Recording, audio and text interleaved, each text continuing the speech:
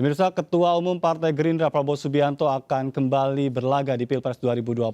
Sekjen Partai Gerindra Ahmad Muzani meminta pengurus partai menjadi penentu kemenangan Prabowo Subianto.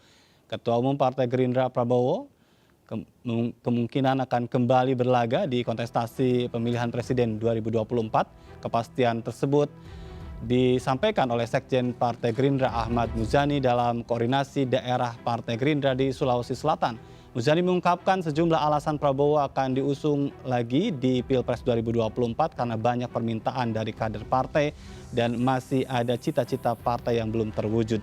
Muzani juga menyebut elektabilitas Prabowo masih tinggi di Sulawesi Selatan mencapai 57%. Sekjen Partai Gerindra meminta pengurus partai di Sulawesi Selatan dapat meraih target 65% di Pilpres 2024. Muzani mengingatkan kader Partai Gerindra agar menjadi penentu kemenangan Prabowo Subianto.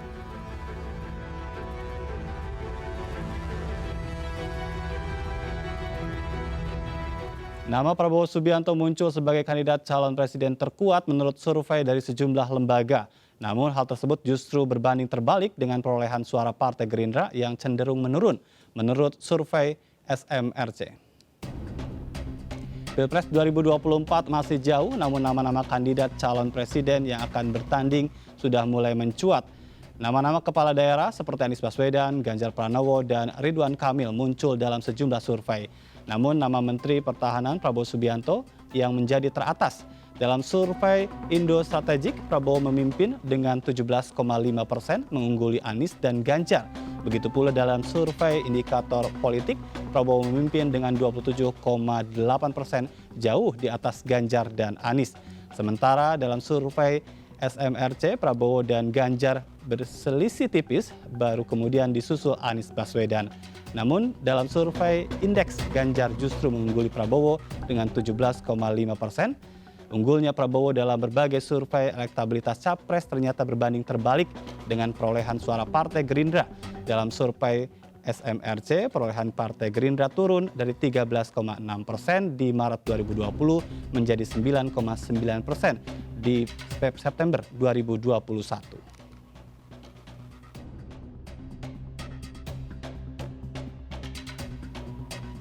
Dan masih bersama Mas Oki Nugroho, Direktur Eksekutif ARSC, dan juga Mas Heri Budianto, pakar komunikasi politik. Saya ke Mas Oki terlebih dahulu.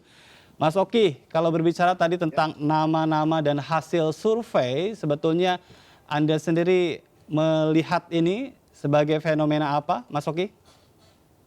Baik, Mas Ajat, jika dikatakan di situ disampaikan Pak Prabowo masih paling tinggi dalam berbagai survei, saya pikir ini kan juga sesuatu yang bisa kita maklumi karena memang Pak Prabowo ini telah bertarung dalam beberapa pemilu ya, 3 kali kalau nggak salah, Iya, 2009, selalu bertarung 2014, ya. dan beliau juga sudah punya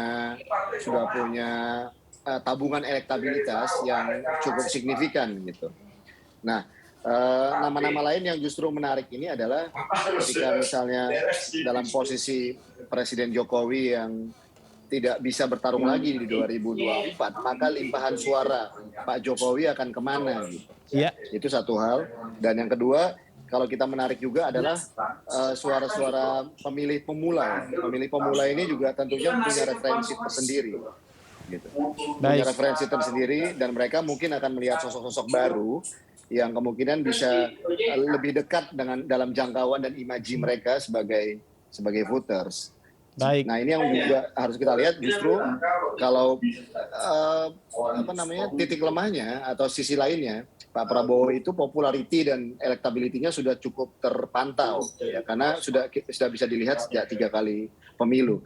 Yang menarik ini adalah ketika ada nama-nama baru yang muncul yang mana popularitasnya belum bisa teridentifikasi, tapi lalu kemudian ketika kiprahnya semakin luas, semakin intens, maka dia punya potensi elektabilitas yang juga bisa jadi akan semakin meninggi ke depannya. Ya. Dan kalau berbicara tentang Prabowo Subianto, ini sudah bergabung bersama kami melalui sambungan Zoom, ada Bang Habibur Rahman, politisi Partai Gerindra. Selamat sore Bang Habibur Rahman.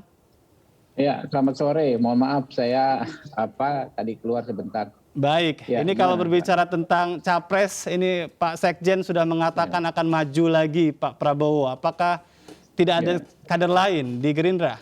Ya, jadi apa yang disampaikan oleh Pak Sekjen itu adalah hal yang normal, hal yang wajar disampaikan oleh semua partai, ya. Karena tentu kita ingin kader kita masing-masing, pimpinan kita masing-masing lah yang maju sebagai capres. Iya. Terlebih kalau Gerindra yang bicara, karena sosoknya adalah Pak Prabowo, ya, partainya capresnya partainya Gerindra. Dua institusi, ya, yang sama-sama stabil kalau kita lihat. Tadi ada yang dinarasikan menurun drastis, berbanding terbalik dan lain sebagainya. Faktanya kalau Anda mayoritas survei itu kita sama-sama stabil. Pak Prabowo stabil di 1 atau 2, Gerindra juga antara 1, 2, dan 3. Baik. Tapi kalau surveinya tinggi, kita tahu dalam perjalanan memang kita tahu Pak Prabowo selalu tinggi. Dan kalau dibilang itu ambisi, ya ambisi yang masuk akal maksudnya gitu loh. Masuk akal. Jadi tentu kita menginginkan Pak Prabowo maju sebagai calon presiden. Jadi bukan mimpi di siang bolong, mohon maaf ya. Iya. Kita bukan partai 0, 1 gitu kan. Baik. Ya, nggak mungkin tapi juga. tapi menarik tadi yang disampaikan oleh Mas Oki bahwa tinggi karena memang Pak Prabowo pemain lama ini, Mas Habibur Rahman. Ya silakan saja ya. Tapi kan banyak faktor juga. Kalau kami menilai justru itu karena strategi yang tepat, misalnya dengan Pak Prabowo perform di posisi Menhan, ya. Kalau toh Pak Prabowo pemain lama, tentu kalau di posisi beliau di Menhan nggak perform, tidak akan mendapat apresiasi dari masyarakat. Coba Anda cek semua survei, itu Pak Prabowo itu menteri yang paling dipuji kinerjanya. Iya. Sejak awal, masih 1 bulan, 2 bulan, sampai sekarang sudah hampir 2 tahun beliau di posisi Kemenhan. Itu stabil sekali, nggak ada kayaknya tidak tergoyahkan kalau Pak Prabowo itu menteri yang paling dianggap berhasil kinerjanya. Nah, itu nggak ada kaitannya sebetulnya menurut saya ya, tipis atau minimal atau setidaknya tipis kaitannya dengan kontestasi di 2 pilpres sebelumnya, begitu kan? Baik. Jadi nggak modal kosong, nggak hanya modal 2 pemilu yang kemarin gitu kan. Tapi rakyat melihat Pak Prabowo itu apa yang disampaikan, ya sebagai Menhan saja itu sudah mulai terwujud gitu kan, sudah mulai terbukti. Asap tebal membumbung tinggi saat kebakaran menghanguskan. Baik. Ini ke Mas Heri tadi ya berbicara tentang ini bukan omong kosong begitu kan, dan ini disesuaikan dengan kinerja. Tapi kalau berbicara tentang partai politik dengan kaderisasinya begitu kan, apakah memang Anda sendiri melihat, karena tadi ya 10 tahun sekarang Pak Jokowi sudah tidak akan memainkan lagi begitu kan, tapi di sisi lain partai politik sekelas Gerindra pun tidak ada nama lain gitu. Iya. Tadi kan saya sudah sampaikan, masing-masing partai politik punya strategi dan itu diakui oleh Habibur Rahman ya, bahwa Pak Prabowo adalah ketua umum. Oke. Ya, saya kira memang Gerindra adalah Prabowo, Prabowo adalah Gerindra, itu nggak bisa dipisahkan. Dia orang kalau ngelihat Gerindra ya Pak Prabowo, jadi kalau ngelihat Pak Prabowo partainya pasti Gerindra. Saya kira memang Gerindra punya hitung-hitungan ya, kenapa hari ini diluncurkan ya. Analisis saya ya tetap saja bahwa partai punya hitung-hitungan dan tentu yang manapun respon masyarakat pasti akan direspon oleh partai. Gitu. Oke, baik. Ke Mas Oki Nugroho. Mas Oki, tapi kalau Anda melihat bicara tentang nama yang itu-itu saja, ini sebetulnya seperti apa, Mas Oki?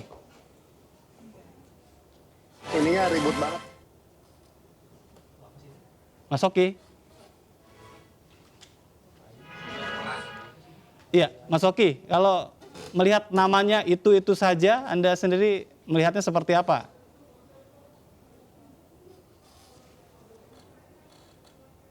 Baik, saya kembali ke Mas Heri tadi berbicara tentang kerja keras dari partai politik, begitu kan, yang harus dimulai dari sekarang. Bisakah sebetulnya nama yang belum pasti itu mendorong perolehan suara lah, atau setidaknya menaikkan elektabilitas dari partai politik? Iya, harapan partai pasti seperti itu, dengan memunculkan, katakan misalnya memunculkan tokoh-tokoh baru. Iya. Atau memunculkan tokoh-tokoh yang ada, atau simbol partai lah, katakan seperti itu. Nah, tentu itu ada hal yang ingin dilakukan oleh partai politik, gitu ya. Politik ini kan soal persepsi. Bagaimana kemudian sesuatu hal ya itu dimunculkan ya ke publik, lalu kemudian kan akan dilihat bagaimana respon publik itu. Nah, ini jelas ya bahwa apa yang dilakukan oleh partai politik hari ini tujuannya juga ingin mendorong elektabilitas partai. Iya. Dengan munculnya tokoh-tokoh baru misalnya, walaupun belum pasti gitu ya. Nah, lalu kemudian dengan munculnya juga misalnya dicoba lu tokoh-tokoh yang ada ya.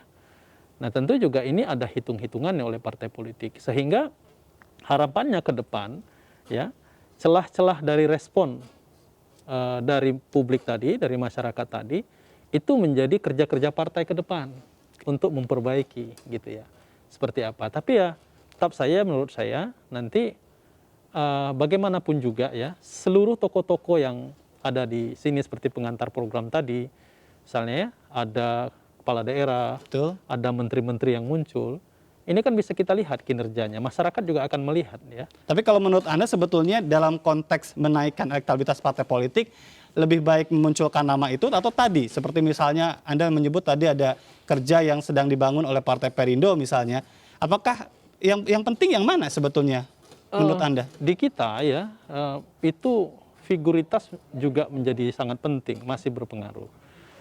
Ada tipologi pemilih yang melihat figur gitu ya. Ada juga yang pemilih-pemilih yang tadi juga melihat bagaimana kerja-kerja di lapangan. Misalnya Partai Perindo melakukan kerja-kerja di lapangan ya, 7 tahun Partai Perindo melakukan vaksinasi gratis ya di 7 tempat. Ini juga cara-cara bagaimana kemudian Partai Perindo untuk menarik gitu ya simpati dari publik. Ya tujuannya tentu harapannya adalah masyarakat-masyarakat yang sudah tersentuh oleh kerja-kerja partai politik itu memberikan dukungan gitu ya, tidak hanya dukungan, nanti pada akhirnya juga memberikan suaranya untuk partai gitu. Baik, saya kembali ke Mas Oki Nugroho. Mas Oki. Siap. Iya, tadi saya bertanya Mas. soal namanya yang itu saja yang ditawarkan oleh partai politik. Tapi sebetulnya Anda sendiri melihatnya bagaimana? Apakah memang tidak ada figur lain atau memang hanya itu yang terbaik? Jadi kalau saya lihat kecenderungannya sekarang kan juga munculnya nama-nama baru. Nah, munculnya nama-nama baru yang mana nama-nama baru ini cukup mewarnai jagat politik hari ini. Karena memang kalau kita lihat kemunculan mereka itu berdasarkan mencoba untuk menawarkan berbasis kinerja. Jadi jika dia kepala daerah atau dia dari kementerian tertentu misalnya. Iya. Kan mereka begitu kan yang bukan kader partai politik, apakah memang memungkinkan untuk diusung oleh partai politik? Nah, ini kan tantangannya lagi-lagi adalah antara popularity, Mas, satu sisi, dan yang kedua itu adalah bagaimana orang-orang yang mungkin memiliki akses keputusan untuk mengambil keputusan yang lebih strategis dalam partai politik. Jadi kalau kita lihat di beberapa partai sekarang ada semacam ambivalensi antara satu kelompok yang mungkin menginginkan ya figur-figur yang memiliki akses terhadap keputusan-keputusan politik strategis di partainya, di institusinya, dengan kelompok-kelompok atau dengan kelompok lain yang memang ingin mendorong figurnya yang mungkin lebih populer yang saat ini memang dicoba tawarkan secara masif kepada masyarakat. Nah, saya lihat kan ini waktu masih panjang, artinya kontestasi masih berlangsung ya, dan kita lihat masyarakat juga kan akan belajar dari berbagai pemilu yang ada, dari kepemimpinan politik yang ada, ya, dari presiden yang satu dan presiden yang berikutnya.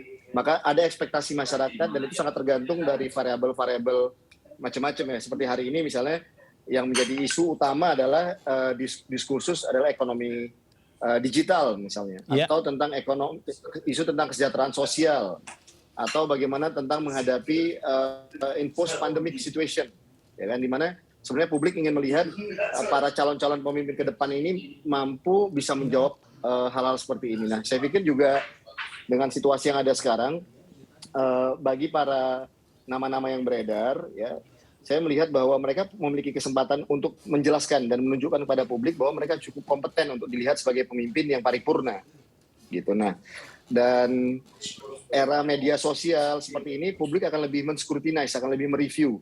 Dan mereka bisa tahu bahwa kinerja, achievement, lalu kemudian latar belakang, lalu kemudian track record, itu menjadi sangat penting. Nah, inilah saatnya bagi setiap orang itu untuk menunjukkan kapasitas dan integritasnya. Saya tidak bisa menyalahkan jika mungkin ada beberapa partai atau beberapa kelompok yang mencoba untuk sudah mulai memunculkan, karena wajar 2024 kan Presiden Jokowi tidak bisa maju lagi, dan artinya nama-nama ini bisa kemudian memberikan kesempatan-kesempatan baru ya terkait dengan regenerasi kepemimpinan ke depan. Terima kasih Mas Oki sudah bergabung bersama kami. Dan sebelumnya Bang Habibur Rahman, terima kasih juga sudah bergabung. Terakhir, catatan Anda untuk hiruk pikuk ini, Mas Heri? Iya, partai politik harus menunjukkan kerja-kerja ya. Ya, kita harus akui bahwa bagaimanapun calon presiden itu diusung oleh partai politik. Ya, artinya kalau partai politik mendorong ya kerja-kerja nyata di masyarakat, apalagi di masa pandemi, tentu akan berpengaruh juga bagi elektabilitas partainya dan juga calon yang diusung oleh partainya. Gitu. Baik, terima kasih sudah bergabung bersama kami. Dan pemirsa jangan kemana-mana, kami akan segera kembali, tetaplah di MNC News.